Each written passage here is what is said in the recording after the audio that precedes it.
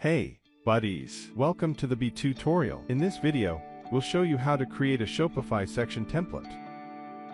A Shopify Section Template is a versatile feature in the Beae app that you can place anywhere on your Shopify store. This guide will walk you through the steps to create, customize, and use a Shopify Section Template effectively. Let's get started. Step 1. Creating a new section template. From the dashboard, click the Add New button and choose the Shopify section type in the modal box. Note that you can refer to the Shopify section templates for all pages by switching to the Sections tab here. Step 2. Customizing your section template. After selecting a section template from our library, you can fully customize it to fit your specific needs. Add blocks. Utilize the drag and drop editor to add any additional blocks you want. You can include elements such as text, images, and videos to enhance your section. Adjust content.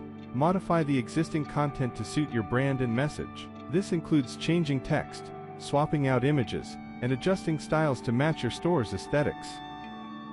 Customize layout. Fine-tune the layout by adjusting spacing, alignment, and other design settings to ensure everything looks perfect on your site. Once you're satisfied with your design, click Save or Save and Publish. Step 3.